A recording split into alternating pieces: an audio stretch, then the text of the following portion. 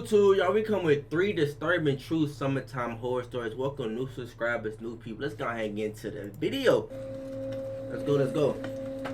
Gotta relax Before myself. getting into the stories, I want to talk about today's sponsor, Parabooks. If you're a fan of this channel, Hey, odds are you're an shout out to you, my guy. But look, we not here for that. You know this. Look, we coming straight. Look. We getting straight to the action.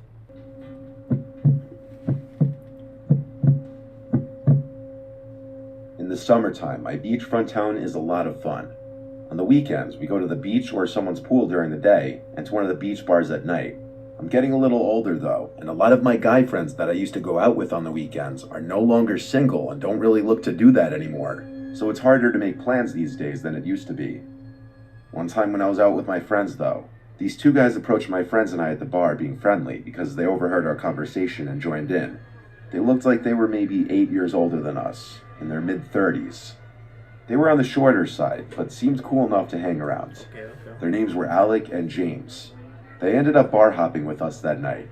Alec left before James, who stayed late into the night with us. He seemed to like me the most because he would talk to me the most. Eventually my friends wanted to go home, and so did I, and James seemed disappointed, like he wanted to stay out until the bars closed. I told him we'd all chill again soon, and then we left. The following weekend, none of my friends wanted to go out, so when I was trying to find plans, I get a text from James. He asked what I'm up to tonight, and I said no plans. What are you guys doing? He said we should go to this beach bar. I figured why not, I needed plans anyway, and him and Alex seemed alright last time. Okay. He offered to pick me up, so I took him up on that offer. When he pulled up to my house at like 9 or 10, I went for the back seat expecting Alec to be in the passenger seat, but when I opened the door, he said sit in the front. It was just James in the car. On the way to the bar, I asked James if Alec or anyone else would be meeting up. He said probably. I wasn't aware it was going to be just him, but whatever. He suggested we go to this dive bar first to pregame a bit before going to the beach bar, which had a dance floor. I said sure. He brought us to a hole-in-the-wall bar. It was really dark in there with a moody red glow. He ordered us a few rounds of drinks. I already had a couple shots before leaving my house, so after these drinks, I was feeling pretty drunk already.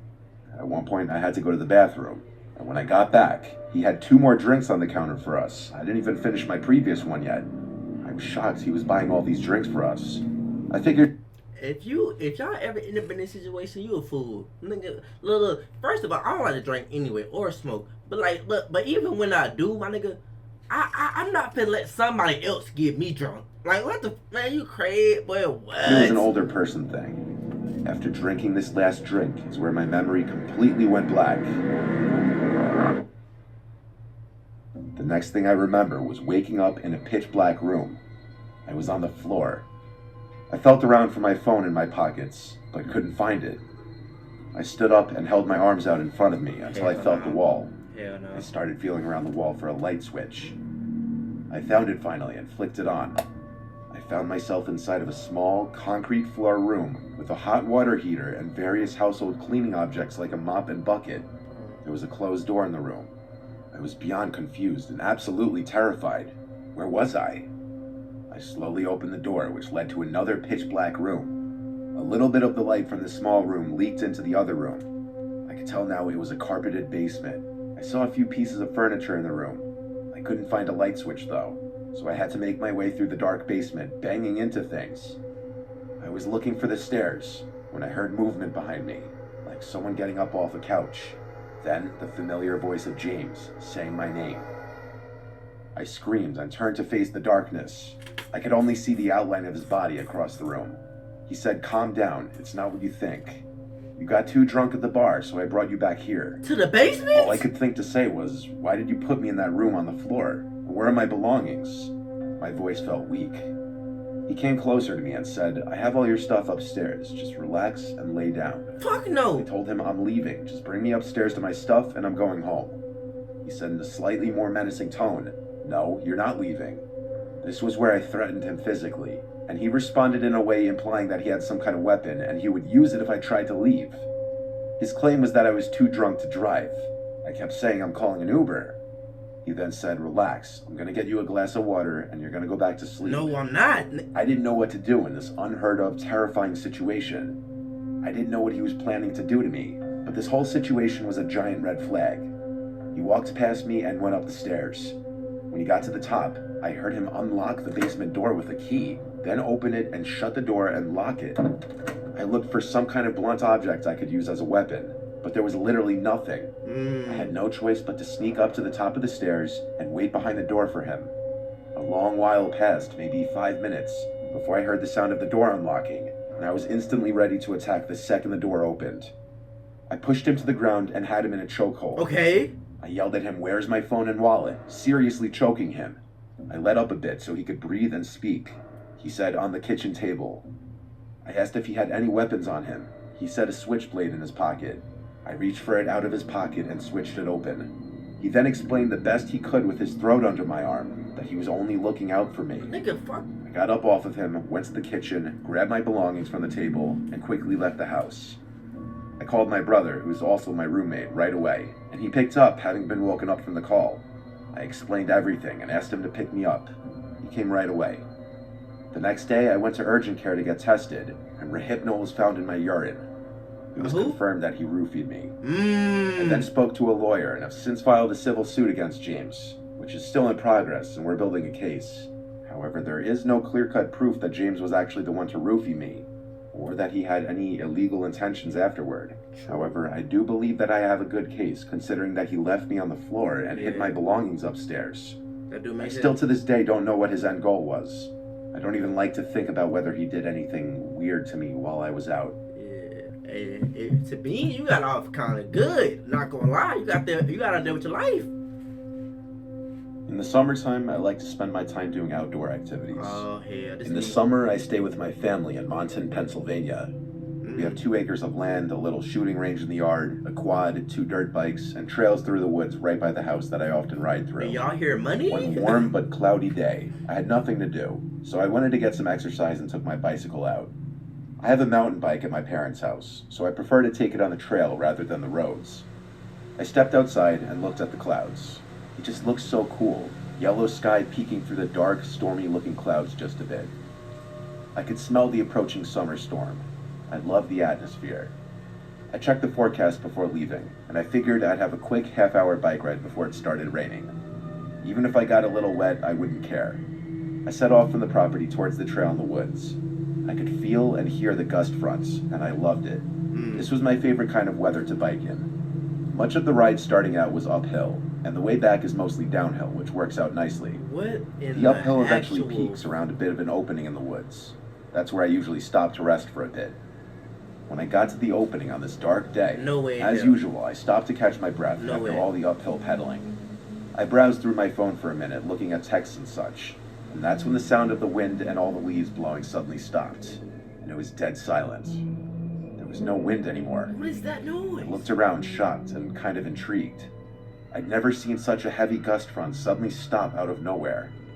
I looked all around me, suddenly getting an uneasy feeling. I was starting to think I was hearing some kind of voice, a very high-pitched voice at that. I hoped it was just an animal. The darkness under the clouds and trees, the silence, the sky, and now the sounds I was hearing all coming together were creating an unexplainably creepy setting. And then, perhaps because of the dead silence now, I was able to hear sticks cracking not far away. And when I looked in that direction, I saw something about 30 to 40 feet from me in the trees, in the direction where the trail continues to go. Ooh, wow. The best I could describe what I was seeing was some humanoid-looking figure hunched over as if it were hiding, stalking me like I were prey. And at that moment, it started to rain, hard. The sound of the raindrops hitting the leaves above killed the unbearable silence. At this moment, this is what y'all do, y'all. Look, just keep walking straight, and then like act like you don't see, bro. And then when you get close to the dude, like I'm telling you, just act like you don't see nothing. Look, that's what I would've did. Or like, to be honest, look, I don't even like the woods like that. So like if I'm going in the woods, bro, there's somebody with me or multiple people with me. It's like you gotta have like you know how like girls move, like when they go to the bathroom, everybody goes to the bathroom. Nigga, that's how I am with the woods, bro. If I go to the woods, y'all coming. There's no way in hell. There's no way. I turned and pedaled as fast as I could back to the top of the hill and allowed gravity to help bring me home faster, the whole time scared to look behind me. Lightning started to flash and thunder started to crash. In any other scenario, I'd think this was awesome. but I had just witnessed something unexplainable. I made it home, put my bike in the shed, and went inside. I was so shook and out of breath, I didn't even bother explaining to anyone. I went upstairs and crawled into bed. What? And that night, I had a nightmare of the incident, seeing a demonic figure in the woods in the middle of the night, floating towards me. I woke up with my heart racing, happy it was just a dream. It was an all-around disturbing day and night. That wasn't that bad. At least bro didn't chase you though. At least bro didn't chase you. Every summer, my parents go away for a few weeks to our vacation home in Savannah, Georgia. That leaves me home alone with our 2 cats. We live on a canal. My dad has a Boston Whaler and 2 jet skis in the yard. Across the canal from us is marsh, and further down the canal is a park. Not a lot of boat traffic passes our yard as a result. It's very private and secluded. Our house is decently big, but I feel like my dad probably spent more money on the boat than he did our house, to be honest. It draws a lot of attention. I loved when my parents would be gone for their trip, especially since I'm off during the summer and have free reign to do whatever I want, and have over whoever I want, just no parties.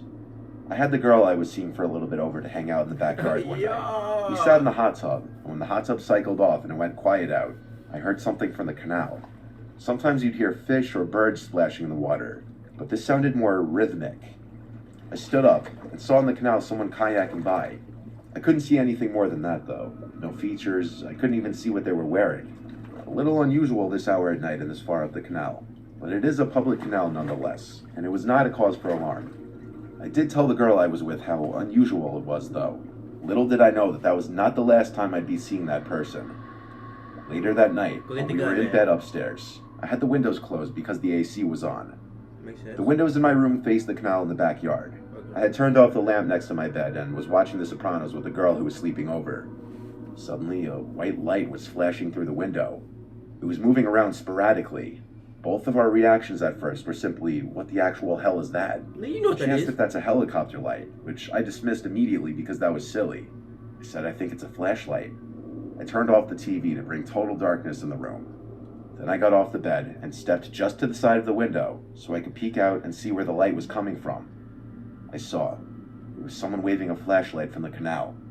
In fact, it looked like that person on the kayak again. The girl I was with, who I'll just call Jane from here on out, asked me what it was. I told her it's that guy from the kayak before, waving a flashlight through the window. She asked why is he doing that, and how did he know we were in the specific room?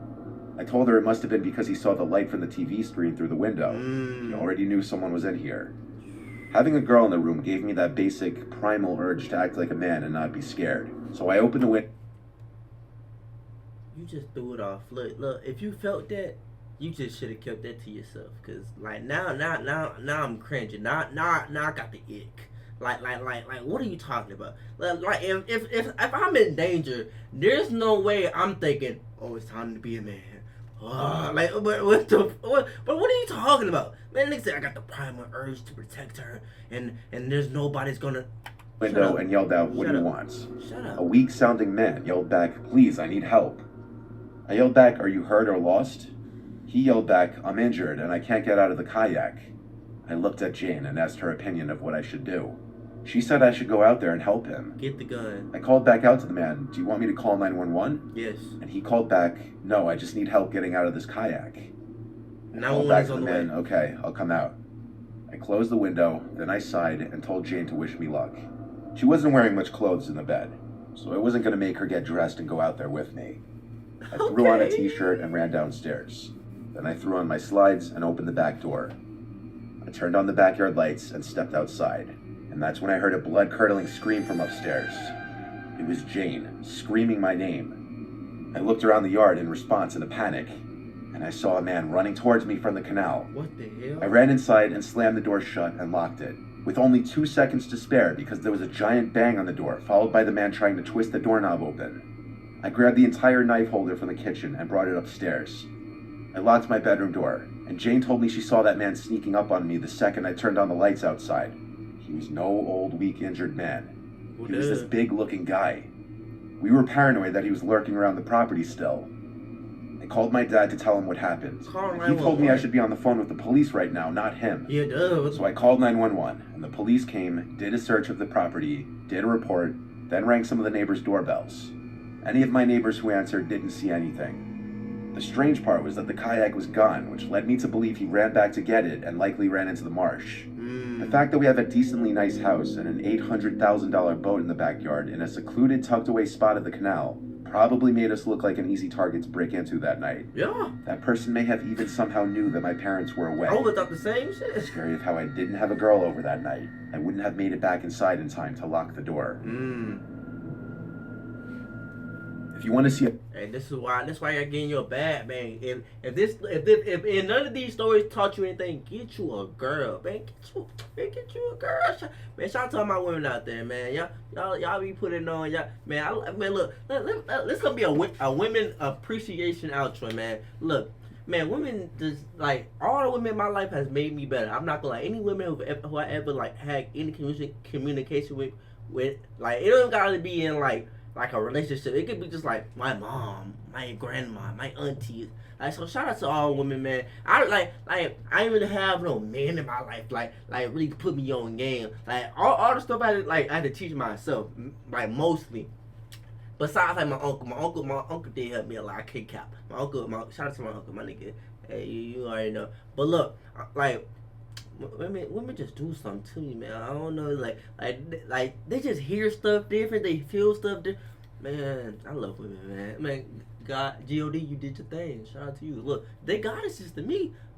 Some of them, not all of them. Some of them demonic. So I'm not for the lie to you. Some of them demonic. But look, I love y'all. Stay safe, especially you women and men. Everybody stay safe. I'll see y'all next video. We out.